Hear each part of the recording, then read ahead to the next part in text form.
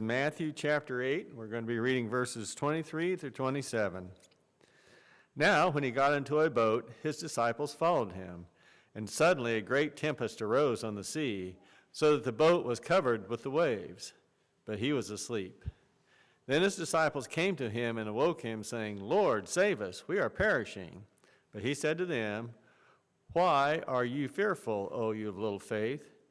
Then he arose and rebuked the winds and the sea, and there was great calm. So the men marveled, saying, "Who can this be, that even the winds and the sea obey him?"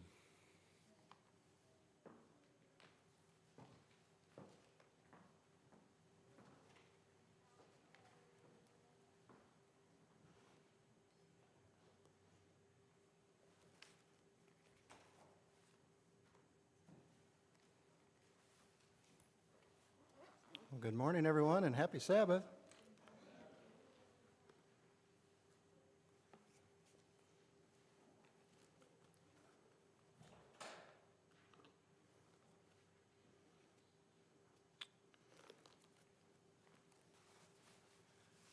All right, I'm going to try the slideshow thing again. I've done that once or twice, and for me, evidently, it's kind of like chewing gum and rubbing your tummy or something. See if I can coordinate it today. So. Especially thank Cody for getting everything lined up. I'm a little technologically challenged, I believe, and more so all the time. So I've got a question for you to start off with. What do you think of when you hear the word hero? Or maybe I should ask, who do you think of when you think of a hero? According to the dictionary, there's a couple of ways you could define that. The first one is a person noted for feats of courage or nobility of purpose, especially one who has risked or sacrificed his or her life. The second possible definition there is a person noted for special achievement in a particular field. I'd also like to look at the term superhero. And the definition of that is a fictional figure having superhuman powers or greatly enhanced abilities, usually portrayed as fighting evil or crime. Now, I'm not a sports fan, some of you may know that, but I believe the Super Bowl takes place tomorrow. And again, while I don't really follow football, even I know that the Chiefs have won the past several Super Bowls. And as a result, there's a few Chiefs players that many consider heroes. That would fall under the second definition there that we looked at, a person noted for special achievement in a particular field. And in their case, it'd be a football field, wouldn't it? So I'd like to take a quick look at a few sports heroes of the past that came to my mind, and I'm sure that you've probably heard of most of these as well. So the first one we're going to look at, does anybody recognize that guy? Yeah, Babe Ruth. It's not surprising that you recognize him because he's regarded as one of the greatest sports heroes in America, in American culture, and is considered by many to be the greatest baseball player of all time.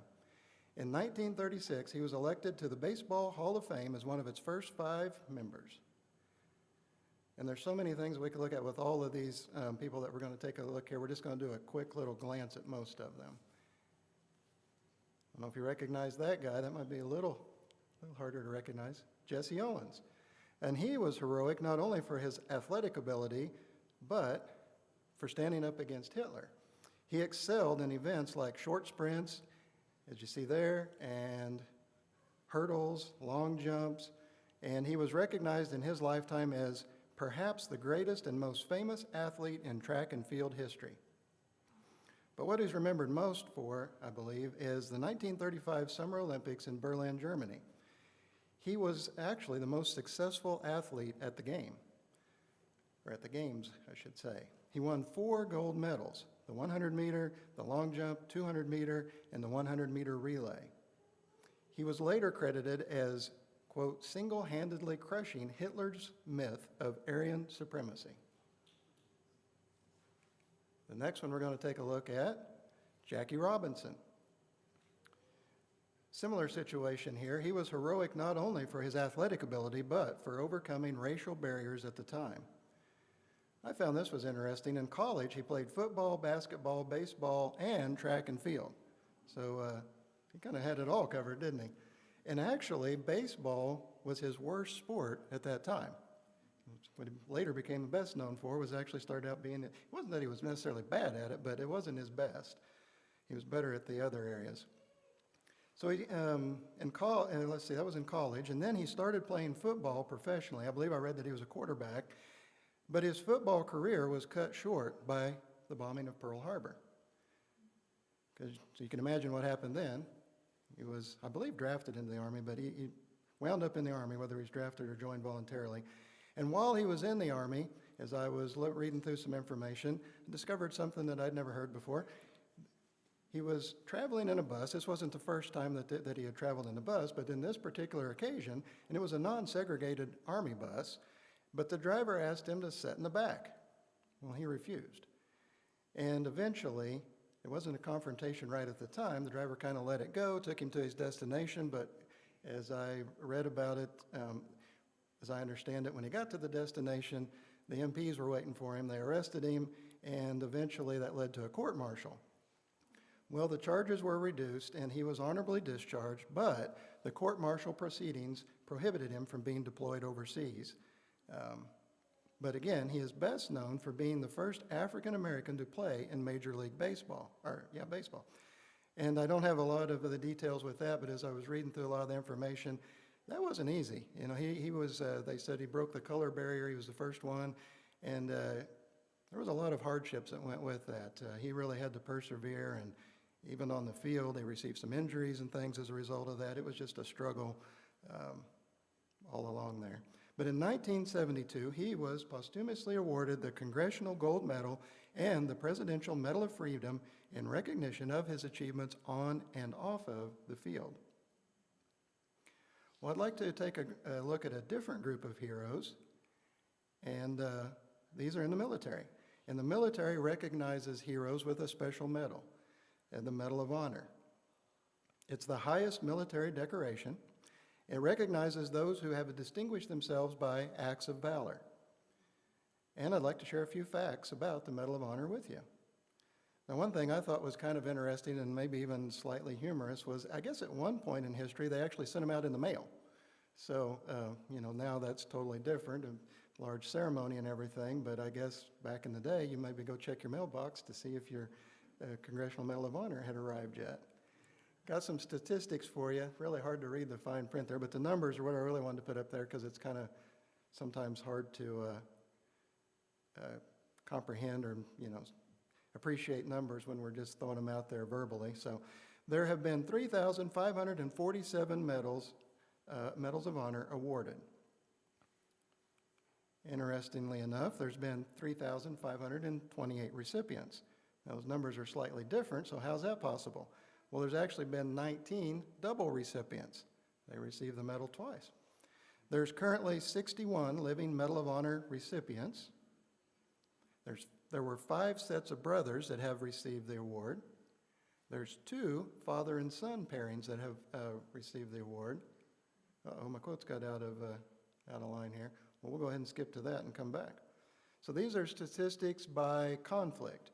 More than 1,525 Medals of Honor were awarded. That's the first bar that's way up there higher than the others. And I don't know if you can read it or not, but that was the Civil War, during the Civil War. So the majority of them were for acts of valor during the Civil War. There were almost 472 for World War II, 270 for Vietnam, 151 for the Korean War, and 126 for World War I. Statistics by branches of the Army, branches of the military, sorry. There were 2,467 awarded to in the Army, 749 in the Navy, 300 in the Marine Corps, 19 in the Air Force, and 1 lone Coast Guard received the Congressional Medal of Honor. Back to where I started to mention a minute ago, there were 2 father and son pairings. And on the screen there, you see Theodore Roosevelt, the 26th President of the United States, and his son, Theodore Jr. And the other set is Arthur MacArthur Jr. I kind of got those backwards, didn't I? So Douglas MacArthur, and then his father, Arthur MacArthur Jr., and then Douglas MacArthur during World War II. Now I'd like to take a look at some specific Medal of Honor recipients. This first one is Henry Johnson, and he served during World War I, and he was awarded the medal in 2015.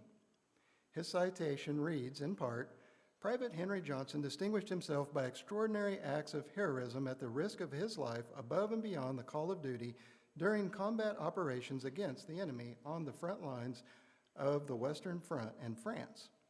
In the early morning hours, Private Johnson and another soldier were on sentry duty at a forward outpost when they received a surprise attack from a German raiding party consisting of at least 12 soldiers."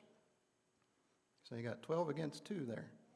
"While under intense enemy fire and despite receiving significant wounds, Private Johnson mounted a brave retaliation, resulting in several enemy casualties. Displaying great courage, he continued to hold back the larger enemy force until the defeated enemy retreated, leaving behind a large number of weapons and equipment and providing valuable intelligence, which ultimately led to many lives being saved." The second person that we can take a look at is James Anderson Jr. He served in Vietnam in the Marine Corps. And here's the citation as it reads. "Company F was advancing in dense jungle northwest of Cam Lo in an effort to extract a heavily besieged reconnaissance patrol. Private First Class Anderson's platoon was the lead element and had advanced only about 200 meters when they were brought under extremely intense enemy small arms and automatic weapons fire. The platoon reacted swiftly, getting online as best they could in the thick terrain, and began returning fire. Private First Class Anderson found himself tightly bunched together with the other members of the platoon, only 20 meters from the enemy's positions. As the firefight continued, several of the men were wounded by the deadly enemy assault. Suddenly, an enemy grenade landed in the midst of the Marines and rolled alongside Private First Class Anderson's head. Unhesitatingly, and with complete disregard for his personal safety, he reached out, grasped the grenade, pulled it to his chest, and curled around it as it went off. Although several Marines received shrapnel from the grenade, his body absorbed the major force of the explosion. In this singularly heroic act, Private First Class Anderson saved his comrades from serious injury and possible death." Alvin York, World War I. And I'm not advocating watching movies or TV shows or anything like that, but growing up, I did watch quite a bit. And I don't remember the details, but I do remember watching a movie, I believe it was called Sergeant York, and it was about his life, and that left a little bit of an impression. But the facts are, and he was serving in northeastern France near the border with Belgium, and his platoon had suffered heavy casualties, and 3 other non-commissioned officers had become casualties. Corporal York assumed command. Fearlessly leading 7 men, he charged with great daring a machine gun nest which was pouring deadly and incessant fire upon his platoon. In his heroic feat, the machine gun nest was taken, together with 4 officers and 128 men and several guns. And that's one thing I remember, I think, from the movie. Again, they kind of, overemphasize things, but you had, it says he led 7 men, and they lead 128 men back as their prisoners at that time. Following the war, he turned down offers to profit from his name. Instead, he donated his influence to support several charitable causes. As I was thinking about him and doing the research on that, another person came to mind, again related to TV. I think that's why it's popped into my head, but Audie Murphy. I don't know if you're familiar with him, but he played the hero in a lot of Westerns back in the day, sometimes the bad guy too, but he was a famous actor. But he was actually a hero in real life. He was celebrated as the most decorated American combat soldier of World War II and has been described as the most highly decorated enlisted soldier in U.S. history. He received every military combat award for valor available from the United States Army, as well as French and Belgian awards for heroism.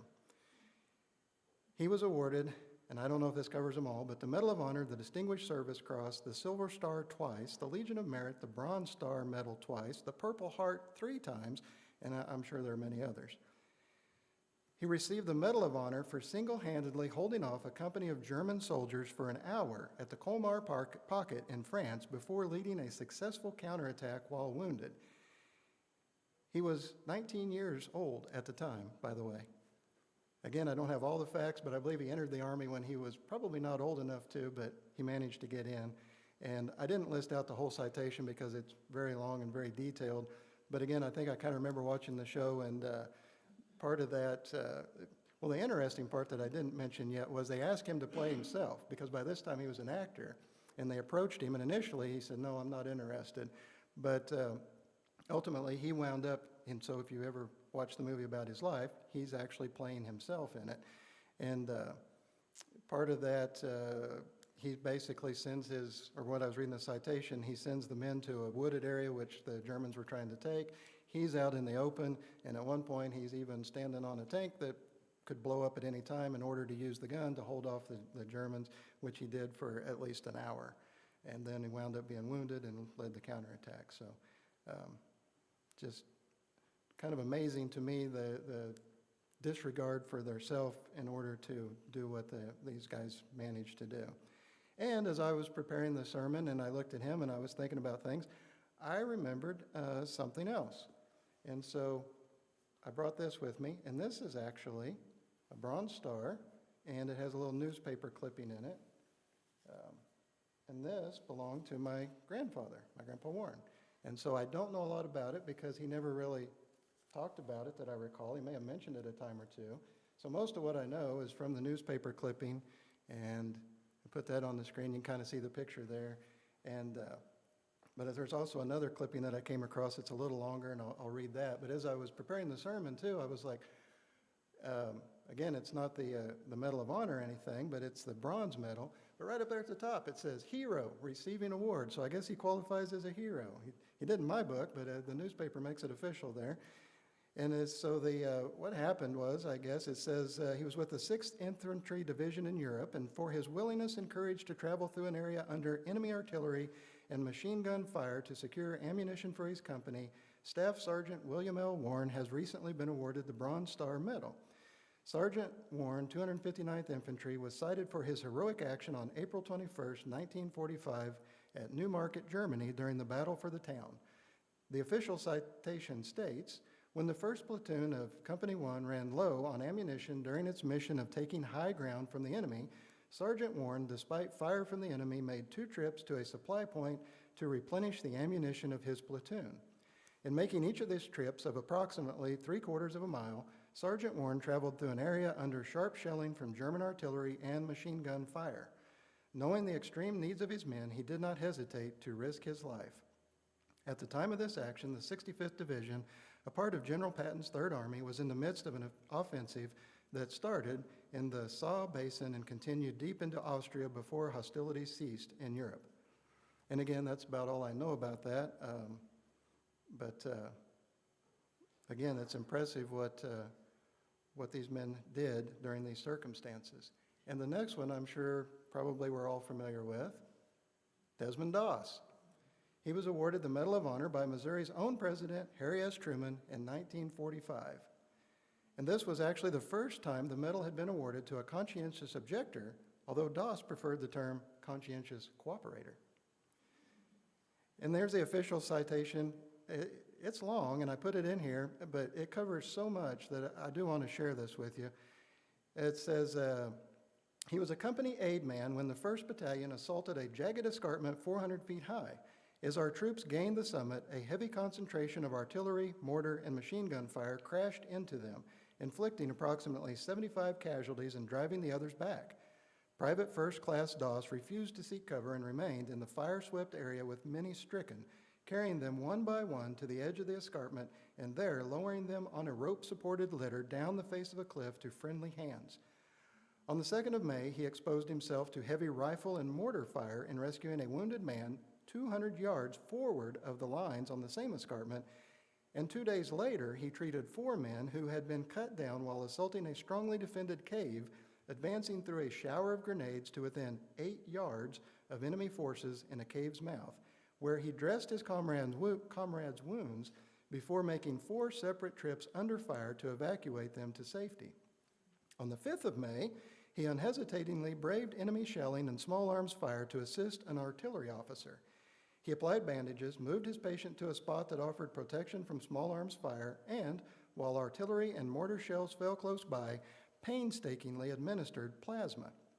Later that day, when an American was severely wounded by fire from a cave, Private First Class Doss crawled to him where he had fallen 25 feet from the enemy position. That's pretty close, very close. He rendered aid and carried him 100 yards to safety while continually exposed to enemy fire.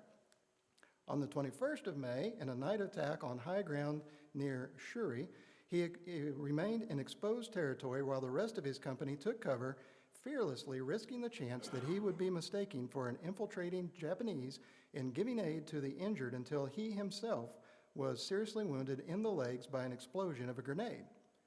Rather than call another aid man from cover, he cared for his own injuries and waited 5 hours before litter bearers reached him and started carrying him to cover. The trio was caught in an enemy tank attack, and Private First Class Doss, seeing a more critically wounded man nearby, crawled off the litter and directed the bearers to give their first attention to the other man. Awaiting the litter bearer's return, he was again struck, this time suffering a compound fracture of one arm. With magnificent fortitude, he bound a rifle stock to his shattered arm as a splint and then crawled 300 yards over rough terrain to the aid station. Through his outstanding bravery and unflinching determination in the face of desperately dangerous conditions, Private First Class Doss saved the lives of many soldiers. His name became a symbol throughout the 77th Infantry Division for outstanding gallantry far above and beyond the call of duty. I would say far above and beyond the call of duty is an understatement there. What I noticed out of that, there's many things, but the thing that stands out to me is it wasn't just a one-time thing, was it? He risked his life over and over. There were multiple days there. This wasn't one event where he just reacted to what was going on and did that. He did it one day, and then he did it the next day, and a few days later he does something else. And keep in mind, he wasn't even carrying a firearm during all this.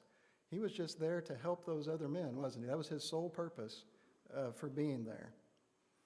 And we were watching a video, which I'm going to share more about here in just a second, but during the video, one of the men in it was referring to Desmond Doss, and he pointed out that when Doss was saving those men's life, he was not only saving them physically, his priority was most likely to give them a chance to make it to heaven. By continuing their life, keeping them from, dying at that point, they had the opportunity to accept Christ, live like wherever they were at in their walk. It gave them a chance at eternal life, didn't he? And I'm sure we're familiar with the quote. He said, "God, just give me one more, just one more." And I think that was probably what was going through his mind, was he was trying to get him to heaven ultimately, not just back to the aid station, but he's trying to get him to heaven. Now, the video I referred to was by a group called Gideon Rescue Company. I don't know if anybody's familiar with them. I'm not real familiar with them, to be honest, so if I misspeak about anything, I apologize. The first time I became aware of them was we went to Ad Agra 2 or 3 years ago. I don't know the exact year. It's been a few years. And there was a group there from them. I don't know how large a group they even are, but there was a couple of them there that were putting on demonstrations. They had some rescue dogs, and I believe one of them is a flight nurse or paramedic. And so their mission is, they're an Adventist group, and their mission is to respond to national disasters and I guess basically just help people out in any way they can by doing that, whether it's medical aid or life-saving techniques and stuff like that. And again, that's what they were displaying there at the camp, was for the kids programs. They were doing how you carry somebody on a litter, or, start a fire, things like that. What I do know is they're a small group, evidently based out of Oklahoma, and the other things that I shared with you, just trying to help people, I guess. So the video that we watched, I think Megan was aware of it at first, and so it's called Bombs for Bibles. And if you have a chance, look it up on YouTube. It's really very interesting. It documents 2 men from the group who they traveled to the Ukraine in order to pass out electronic Bibles to soldiers on the front lines. And let's see what my next picture is. So, getting ahead of myself there. So not really. They even managed to have a drone team who normally drop bombs, and that's what the picture is there, the kind of bronze-looking part. If I'm correct, I believe that's the bomb, and they'll fly those over the enemy lines, and they'll drop them trying to hurt people. And so while they're there, these guys were just traveling around close to the front lines initially, just passing out these electronic Bibles, which look like that, and this is the size, because I think this is basically the same thing with just a different plastic covering on it. And again, if I'm correct, I believe these are from Adventist World Radio that they were passing out. And so they're just traveling around, and they appeared like soldiers. They had clothes that looked similar and such, and they were just traveling around handing these out to whoever they came in contact with. But specifically, they were trying to reach the soldiers that were fighting on the front lines. So they explained in the documentary, how it happened, but they came in contact with, through a series of events, the leader of one of these groups that are dropping the bombs with the drones. And so they share them with them, and then eventually, as they're talking with them, and this happens over a period of time, they share with them that they'd like for them to drop these on the Russians instead of a bomb. And they prayed about it, and their prayers were answered because they were actually kind of shocked, was my impression from the video, when the leader of it said, yeah, that's a good idea. And they really got excited about it. And so it goes on to show how they did that. But again, they risked their lives just by being there. When they actually got the opportunity to drop these, they loaded up several of them, put them in a little pouch, turned them on so they were talking. And they can speak in the whatever language, I don't know how many languages, but they can speak all different languages. So they turn it on in Russian to the Book of Psalms, and they turn it up as loud as it'll go, and they've got them in plastic bags, I believe, and they put them on the drone, and it flies out, and it drops them. And so from that point, but they said, yeah, we'll take it and do it. But the guys were like, no, we want to go through it as far as possible. We want to go with you and see this happen, I guess kind of make sure it happens. So they actually risked their lives even more by actually traveling to the front lines to where they were launching these drones and being there watching it. And then the other interesting thing, kind of I'll spoil it for you, but while they're there, they were like, this obviously it's a battle, it's a war zone, and they're like, but that's not why we're here. We're here to save people. And so they prayed to God. They're like, they were thankful for the opportunity, but at the same time, they're like, God, if you could just intervene today, we don't want to see anybody killed. We don't want anybody to lose their lives. And so the first drone goes out, and they're going to drop a bomb, and I don't remember. I think it actually drops, but it doesn't detonate. And the guys are like, oh, well, that's a little bit embarrassing, usually because they're going to show them what they do normally. And so they bring it back, they put another one on, and I think I'm getting this in the correct order. It goes out, and it won't drop it. The trigger mechanism fails. And they're like, what's going on here? And the guys, they don't tell them, but they're like, well, we know what's going on. We're praying that these things will fail. And then they put the Bibles on for maybe the third one out. It goes over, and it works perfectly. It drops the Bibles just like it's supposed to. So, that's something that we can all keep in prayer. We may not be right there on the front lines, but we can keep that in prayer, that those Bibles, hopefully they made it to the people that they needed to, and hopefully they've still got them and are playing them, and we can pray that God will be able to work in the lives of both the Ukrainians and those Russians that hopefully got them. So those guys were risking their lives by going there in order to offer hope to the people that they came in contact with and the soldiers there, and to give them those electronic Bibles so that they can listen to the Word of God in their own language. Well, who is the greatest hero of all? You probably guessed by now. And I believe, if you remember back to our definition that we looked at there when we started, I believe he'd qualify as a superhero, because he actually had superhuman abilities, even though he was human. I think he would qualify, minus the fictional part of the definition. If you remember, it said a fictional character. Well, there's nothing fictional about this person. So why do I believe that he would qualify as a superhuman or as a superhero? Well, he walked on water. He entered a room by either passing through a wall or being invisible or something. Let's turn there real quick. John 20, verse 19. John chapter 20, verse 19.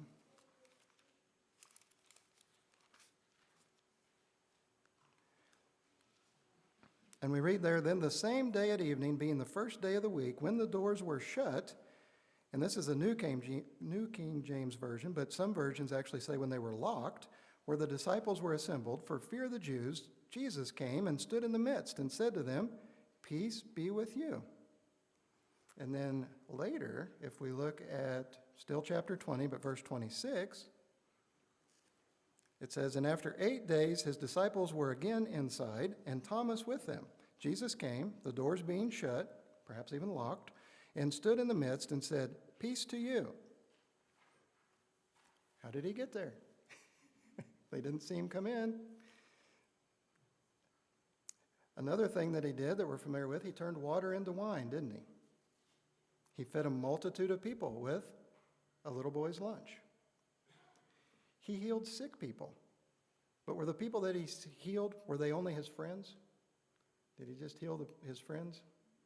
He healed his enemies too, didn't he? In Luke chapter 22 and 49 through 51, we read about where they came to arrest him. And you remember what Peter did? He had a sword, but he wasn't very precise with it.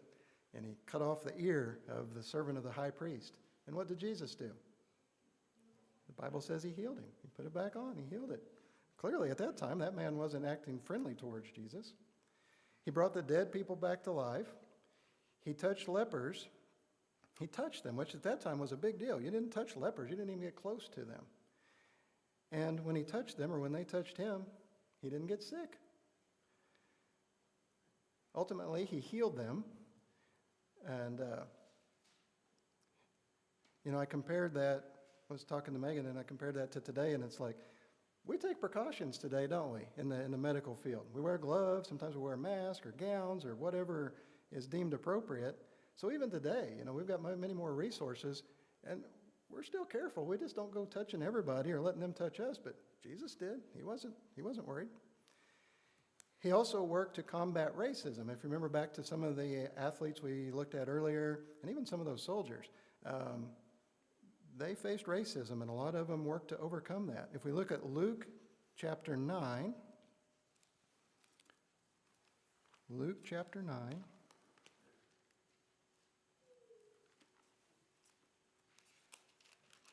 verse 54.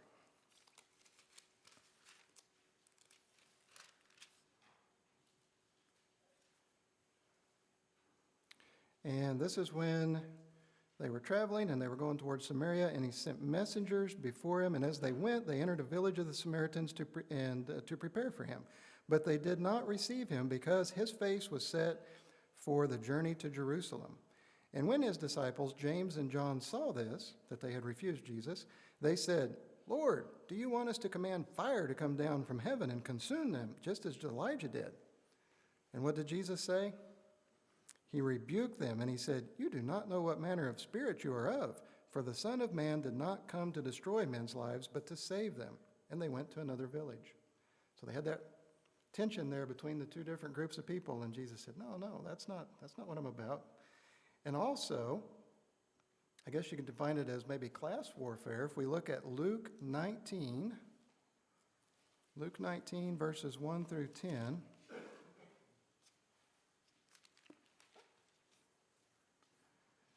and this is the story of Zacchaeus. And Zacchaeus was what? He was best known for not just being short, but his occupation. He was a tax collector.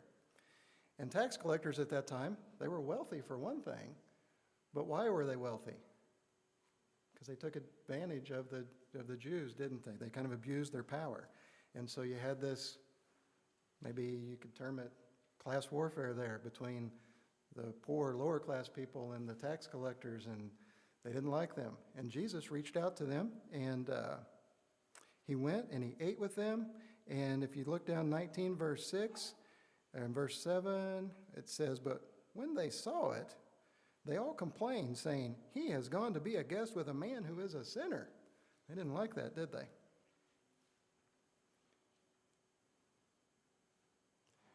What about a story in Matthew, verse 8, 23 through 27. That is when they're in a boat, Jesus and the disciples, and what happened? The storm came up, and the disciples, this was a bad storm, because these guys were used to being in a boat, but this storm was bad enough that they were scared for their lives. And they looked around and they realized, where's Jesus at? And where was he? He was asleep. He wasn't worried. But when they did wake him up, what did he do? Did he get scared too and say, oh boy, oh my, what are we going to do? He commanded the winds and the sea to see. Let's look in verse, where are we at? Matthew 8:23 through 27. He says, why are you fearful, O you of little faith? Then he arose and rebuked the winds and the sea, and there was a great calm. So the men marveled, saying, who can this be, that even the winds and the sea obey him? Again, kind of sounds like something from a superhero, doesn't it? Say, who is this? He can even command the winds and the sea. I'd like to look at another story, Mark 5:1 through 10.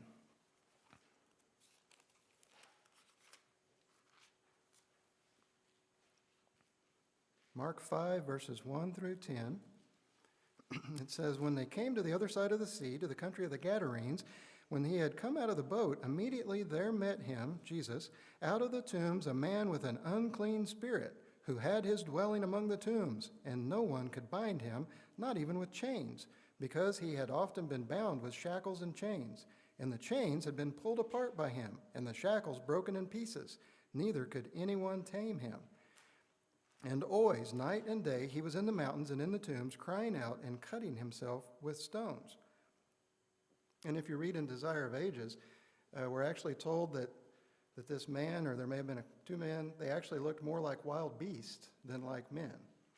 And the chains are hanging from them, that they've broken loose. And so this man comes running up to him. What would you do? I know what I'd do, what the disciples did. I'd turn tail and run, head back to the boat, get it back out in the water. So that's what they did, but when they got to the boat, what did they realize? They'd lost track of Jesus again. Where was he? And they look around, and where was he at? He was still standing right where they'd left him, wasn't he? He wasn't scared of the demoniac. And it even goes on to tell us when he saw Jesus, he ran and he worshiped him, and he cried out with a loud voice, and he said, what have I to do with you, Jesus, Son of the Most High God? I implore you by God that you do not torment me. And of course, Jesus cast out the spirits, and he healed that man, didn't he? Well, Jesus never used his power for his own benefit. He spent his life here on earth serving others, revealing to the world what his Father is like. You know, we've looked at several heroes this morning, and there's countless others that we could look at.